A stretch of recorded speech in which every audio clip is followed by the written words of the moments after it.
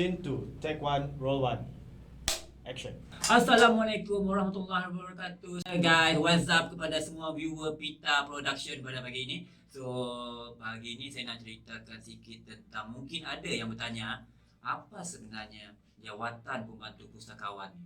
Mesti ada yang berfikir, senang ke kerja jadi pembantu pustakawan ni dekat library? Okey, saya ceritakan sejarah awal lah, okey.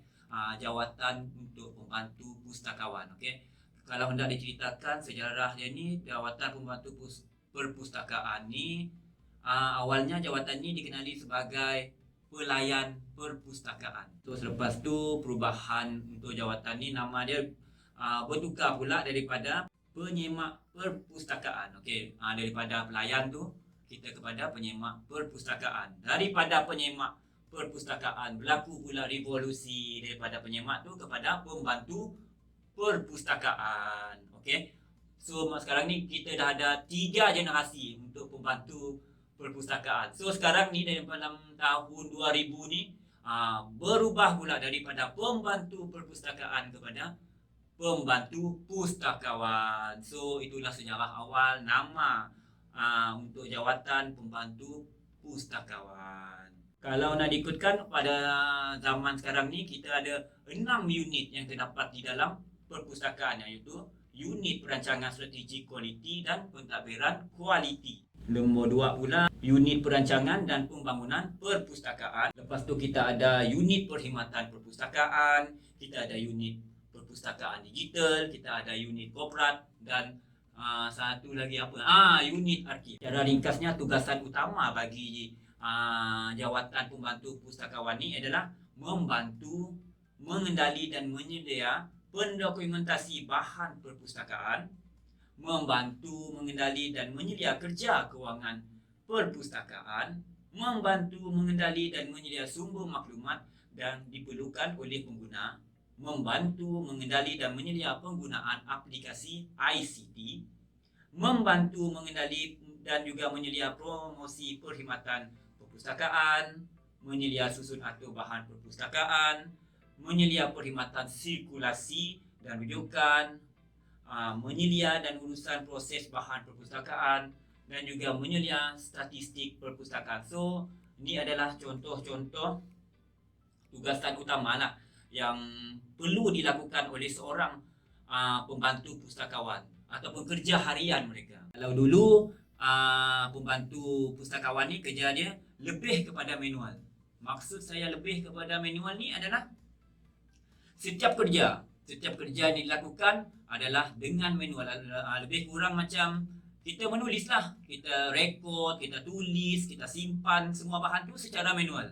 Kita tak simpan pun di dalam komputer ataupun apa lagi, sebab waktu tu masih belum ada lagi sistem yang kita nak gunakan untuk membuat simpanan bahan. Okay? So waktu tu kalau kita nak buat cataloging pun kita masih gunakan DCC ataupun Dewey Decimal Classification.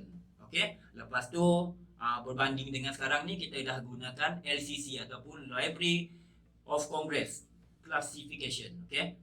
Terdapat juga perubahan daripada sistem yang digunakan pakai. Kalau dulu kita manual, tapi sekarang ni kita dah berubah kepada sistem yang lebih sistematik. Waktu saya dapat jawatan pembantu pustakawan dulu, sistem yang digunakan adalah sistem ilmu. Tapi sebelum tu kita gunakan sistem katalog kad. Kalau masih ingatlah, kalau zaman kita sekolah dulu, zaman 80-an, 70-an kan, sebab saya lahir tahun 80-an. So sekarang ni dah tahun 2000, mungkin ada perbezaan lah. Kalau kita dekat sekolah dulu kita pakai yang katalog kad. Kalau nak buat pinjaman buku pun kita kena bawa kita punya kad pelajar. Kita bagi tahu dengan yang duduk dekat kaunter tu, bagi cakap kita nak pinjam buku. So dia orang akan carilah manual kad tu. Kad tu akan digunakan lah untuk kita buat pinjaman. Tak seperti sekarang, kita bawa je kad pelajar ataupun kad pengguna, kita scan je, lepas tu dah keluar dah data. Yang tu memang berbeza lah. Daripada sistem ilmu, kita pakai yang sekarang ni sistem Wheels. Sistem Wheels ni adalah sistem yang berteraskan web, ataupun kita boleh akses lah daripada mana-mana pun. Okay? Wheels ni bermaksud Web Integrated Library System. Okay?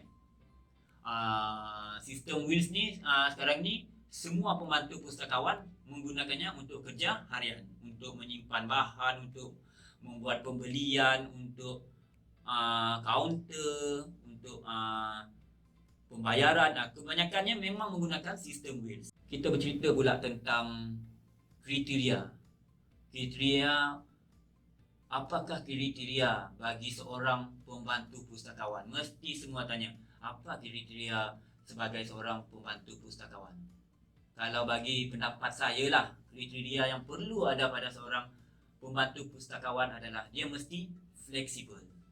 Maksud fleksibel ni dia mudah untuk berurusan dengan semua orang. Lepas tu dia mesti ada integriti, bertanggungjawab, kreatif, teliti, tekun, sabar, beramah, mesra pelanggan, proaktif dan juga cekal. Bagi saya, semua ni perlu untuk seorang pembantu pustakawan pada masa kini. Sebab tanpa kriteria ni agak susahlah untuk seorang pembantu pustakawan.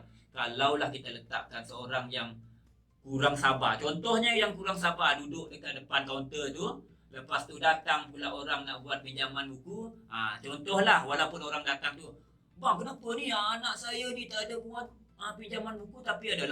Tahu? Lepas tu kita ni yang memang tak, orang yang tak kurang sabar, lepas tu cakap kau ni siapa, jadi macam tu lah. So sebagai seorang pembantu pustakawan ni kita kena bertoleransi lah, kena sabar dalam menjalankan tugas. Lepas tu kita kena kreatif untuk melakukan semua kerja-kerja kita lah.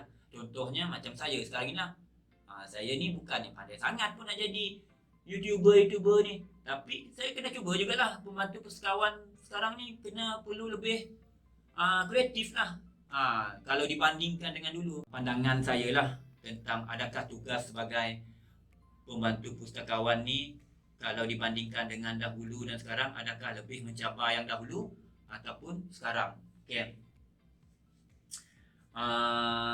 Nak cakap daripada mana dulu? Okay, kalau yang dahulu lah, kalau nak dicakapkan cabaran dia tu, macam yang saya cakapkan tadi lah, cabaran dia tu tugas sebagai pembantu pustakawan dahulu, perbezaannya mungkin daripada segi proses kerja lah.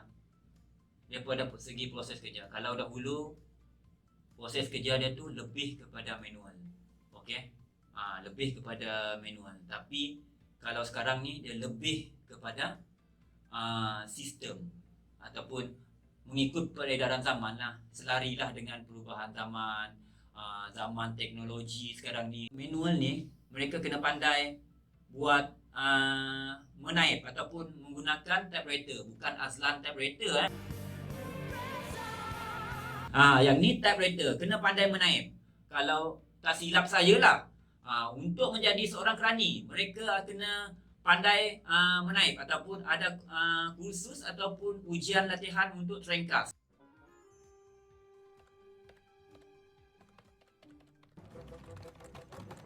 Tapi sekarang ni tak, kita lebih kepada sistematik lah, ataupun lebih kepada sistem penggunaan yang lebih mudah.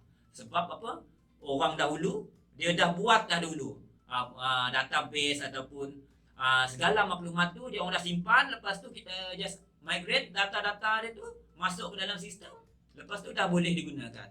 So rasanya tu je lah jawatan untuk jawatan pembantu pustakawan. Apapun, please like, share, subscribe, tekan butang loceng yang dekat tepi ni. Okey, yang macam yang selalu yang YouTuber buat tu, korang buatlah, follow Pita Production sekarang ni.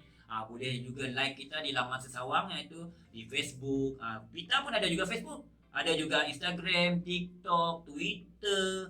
Apapun, sehingga kita berjumpa lagi bersama dengan saya, host Udin aka Rambut Bolong. Jangan lupa hashtag Pita Sarawak UiTM. Bye.